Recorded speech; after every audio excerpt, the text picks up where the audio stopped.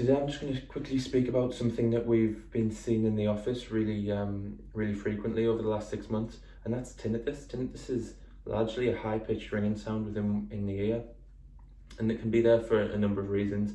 We've got something called objective tinnitus, which is when we've got damage to the structure of the ear. That's commonly, you hear of musicians all the time having that ringing sound when they damage the eardrum.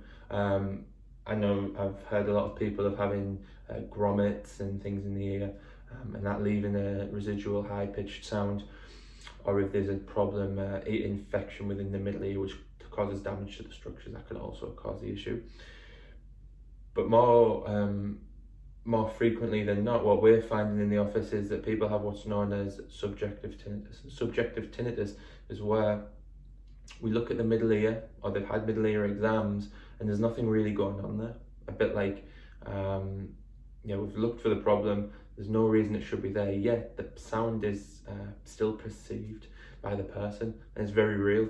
And what we found is that if we have a misalignment in the top part of the neck, it can start to change the way that those nerves communicate to the brain and back down to the body. And if we get information incorrectly transmitted up to the brain, that can start to cause those problems.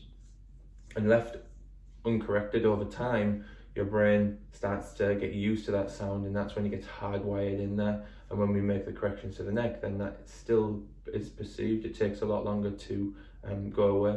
So really what we've found as well is that people who come in with the problem over a shorter period of time, their results are much better and much quicker, as you can imagine.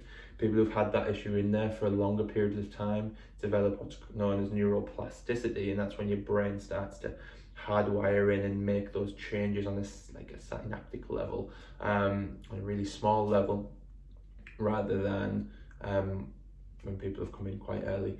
Those changes haven't yet been hardwired in.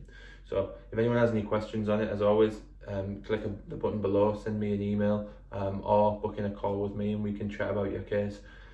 This problem usually isn't happening in isolation for people, although it does. Usually what we've seen is that people with dizziness, balance issues, or headaches, they're commonly associated with this problem. So usually when we're starting to see a grouping of those symptoms all coming together, either you're extremely unlucky and you've got a lot of individual problems, or there's something centrally going on which is putting your body in a compromised position.